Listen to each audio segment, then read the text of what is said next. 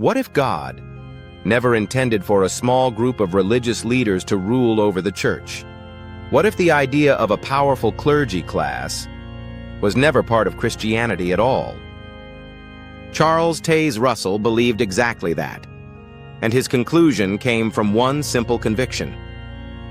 If the Bible is the authority, then church hierarchy must be tested by Scripture. And when Russell examined the Bible, he reached a radical conclusion for his time. The early Christian church had no ruling clergy class. Russell taught that Christianity did not create two classes of believers. There was not a spiritual elite and a passive church. Instead, the Bible describes all believers as part of a spiritual priesthood. 1 Peter 2:9 says, "You are a chosen generation, a royal priesthood." Not the ministers, not the bishops. Russell argued that once Christianity created a professional clergy class, something had already gone wrong, because the authority of Christ had quietly been replaced with the authority of men. Russell did not deny elders existed. The Bible clearly shows elders in the early church. But he made a crucial distinction. Elders were servants chosen by the church, not rulers placed above it. Their role was to teach, guide, care for the flock, but never to dominate it. Russell often pointed to Jesus' words in Matthew 23, "Do not be called rabbi, for you are all brothers."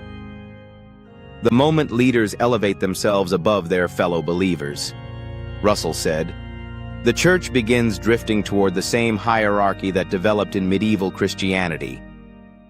Russell believed the early Christian pattern was simple. The church recognized capable men and appointed them by vote or consensus, not by headquarters, not a governing body, not by bishops, not by an organizational chain of command. The local believers themselves chose who would serve them. Why? Because the church knew the character, conduct, and faith of those men. In Russell's view, this preserved two vital things. First, church liberty. Second, accountability.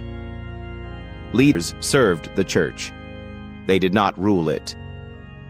Russell repeatedly warned that religious organizations tend to drift toward control. Structures grow. Authority concentrates. And gradually the church loses its voice.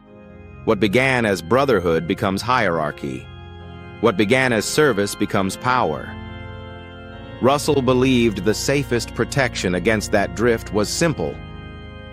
Keep authority where the Bible places it, with Christ as the head, and the church as a body of brothers and sisters.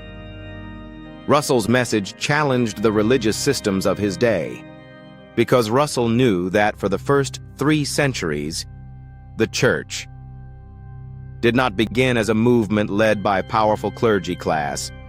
There was no hierarchy in the church. He saw it for what it was, a fellowship of believers under one head, Christ as its leader. So are you today, following how Christ wanted the church to be run? That question is worth asking, because the answer will help us see what God wants the church to be today and in the future.